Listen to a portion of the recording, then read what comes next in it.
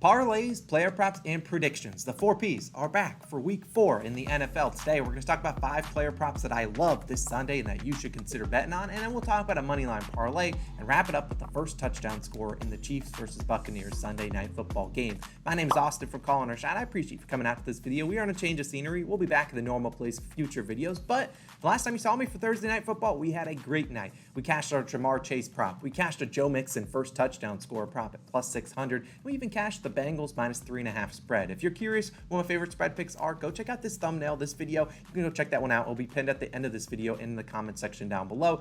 We were 15-5 on spreads this season. That's a 75% clip. Go check out that video after this one. But I don't want to waste any more of your time. If you're new, hit that subscribe button. If you want to click that like button too, I would appreciate it. And if you want to ever sign up for new sports books, get exclusive risk-free bets, deposit matches, you name it. All that stuff is down below in the description. Go check it out. You can read that after the video. Let's talk about my favorite player prop, one of my favorites this weekend. We're going to that Sunday night game. I'm taking Clyde Edwards-Helaire, and I'm taking its under 57.5 rushing plus receiving yards, minus 115 on DraftKings. Now, the best line you could actually get is on Underdog Fantasy at the moment. It's 61.5, but if you want to sign up for Underdog, you can use our code down below in the description for a 100% deposit match. But I'm going to take this 57.5. If it goes down to 56.5, I'm cool with that. If you're like, which one should I take? I don't have rushing plus receiving. I'd probably lean towards this under in rushing yards, but you'll understand why. Now, CEH, honestly, started off pretty good. If you have him on your fantasy teams, you haven't been too mad. Last week, only 39 rushing plus receiving yards, but weeks 1 and 2, 118 and 74. But last week, he had 7 carries for a big 0 yards. Is that bad? Well,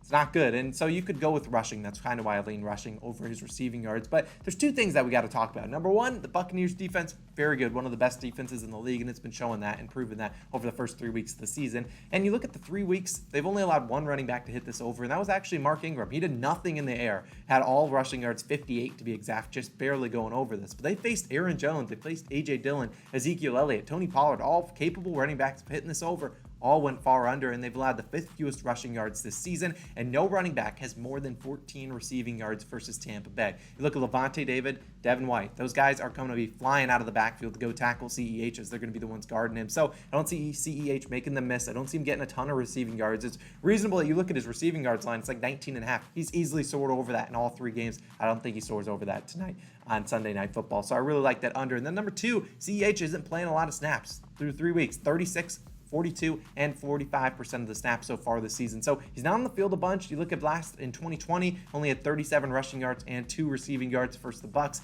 In the Super Bowl, he did hit the over, but there's no Tyreek Hill to worry about for this Buccaneers defense. I think they clamp him up. So taking CEH, Clyde Edwards-Helaire, under 57.5 rushing plus receiving as one of my favorite props of the weekend. Let's move into another one. We'll stick into that same game, or not the same game, but same division. Going Austin Ekeler to score a touchdown. Anytime touchdown score, it's minus 115 on DraftKings. And dear Austin Ekeler fantasy owners, today on Sunday is your day. He's getting into the end zone. He's going to have a good day. And you look at last year, Ekeler scored 20 touchdowns. Well, this year is as many as you and I. A big 0 to his name, and I think he gets into the end zone this week. Now, this just feels like the week that he gets in, and it wouldn't surprise me if he's the first touchdown scorer, which is plus 550. Kind of the same analysis for Joe Mixon to score a touchdown and be the first touchdown scorer on Thursday Night Football. This is a guy that's obviously has a lot of attempts to get into the end zone, and he just hasn't been able to do it. Last year, the Chargers played the Texans. Ekeler was actually inactive for that game, but his backup, Justin Jackson, 2 touchdowns in that game. And so far this season, Texans have allowed 3 TDs to running backs this season, including 2 last week to Khalil Herbert. You look at last season, the Texans gave up 18 touchdowns to running backs, the 2nd most in the NFL. Ekeler has a touchdown in 13 of his last 19 games dating back to last season. That includes all 3 games this year where he does not have a touchdown to his name. Additional note, I don't see Herbert, rushing one in, maybe QB sneaking. He's still kind of injured, so I don't think Herbert's going to vulture a touchdown from us.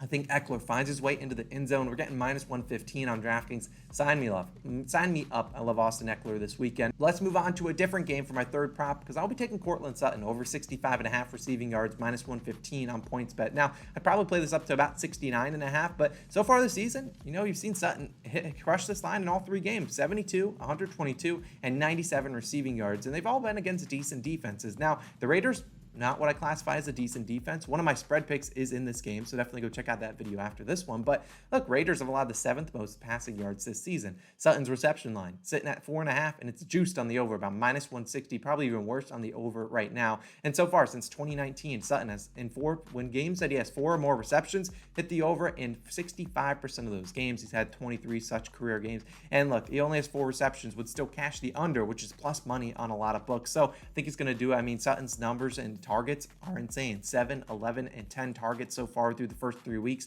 He has 371 air yards, 2nd most in the NFL, and he's 6th in deep targets, 3rd most in the NFL. His last 4 versus the Raiders been up and down, up and down, up and down. 33, 94, 52, and 120 receiving yards versus the Raiders. I think Courtland Sutton gets it done on Sunday. I really like him. Fire him up in your lineups, but give me his over 65.5 receiving yards. Now, this next prop is going to be a spicy one, and some people probably won't like this one. Taking DJ Moore over 49.5 receiving yards, -110. I'm betting GM. Now, this is the ultimate get-right game for DJ Moore, because if you've seen the viral clip of him talking to the media about Baker Mayfield, the wide receivers and quarterbacks not being on the same page, didn't put a lot of blame on Baker Mayfield, but he basically was kind of saying, hinting at, yo, I'm open, just give me the ball. And I bet you they get him the ball, because Baker Mayfield's really struggled, and this Panthers offense has been very inefficient, and it's led to DJ Moore going under in all 3 games. Yet they're still setting his line at 49.5. What do they know? I mean, so far, 2, 43, and 43 receiving yards this season. The 2 was last week.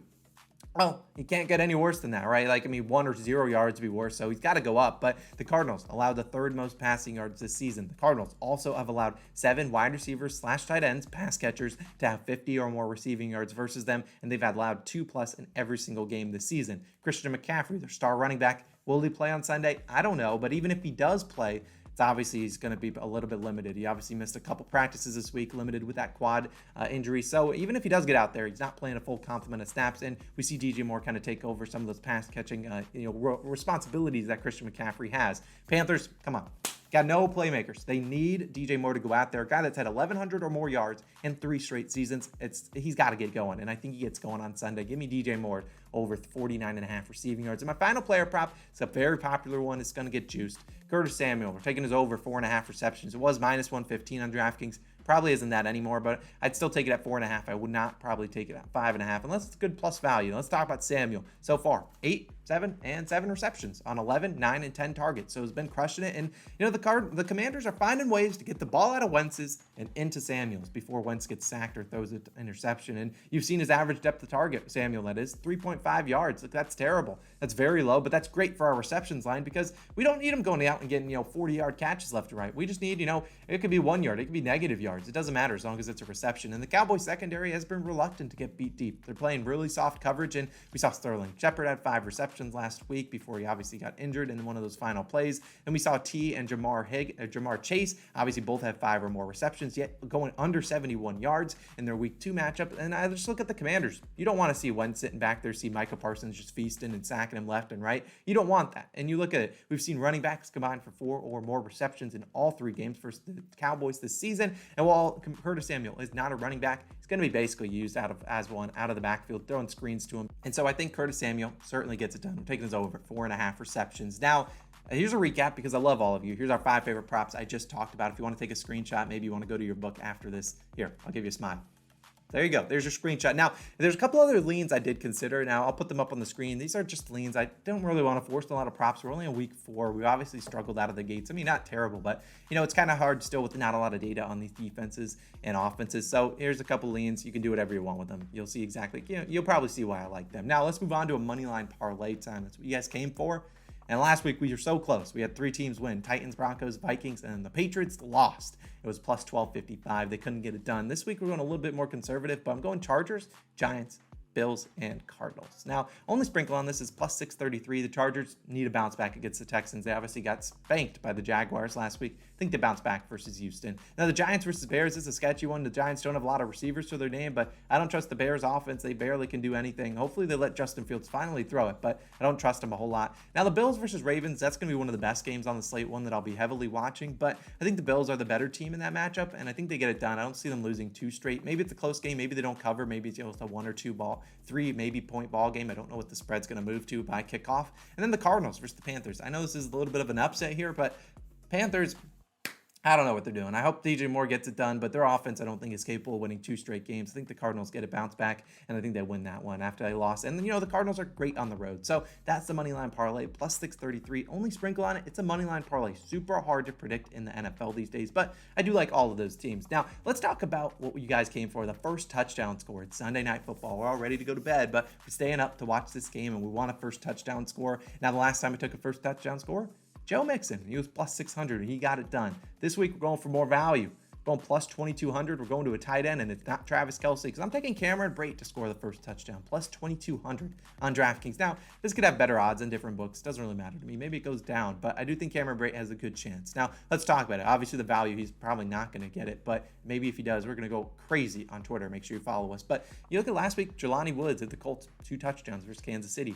You also saw Brate play 89% of the snaps last week, which is awesome. You also look at the Super Bowl, the last time these Chiefs and Bucks played. Gronkowski had 2 touchdowns in that game, had the first touchdown as well. So I just think Cameron Brate playing a lot of snaps, going to get a good chance. I don't see them wanting to let Mike Evans, maybe Fournette gets it, but Cameron Brate, I could see him sneaking one in. Maybe it's, maybe it's like first and goal on the 1, and instead of running it, they roll out with Tom Brady, and there's Cameron Brate sitting there in the end zone, catches it, plus 2,200 cash. That would be electric. But those are our plays of the day. We love you guys. Thank you guys all for supporting the channel. We're almost at 40,000 subscribers. Thank you guys all so much for the love and support. I'm Austin, and I'm signing out. I'll see you guys back in the same normal place, same filming place. We'll see you guys then.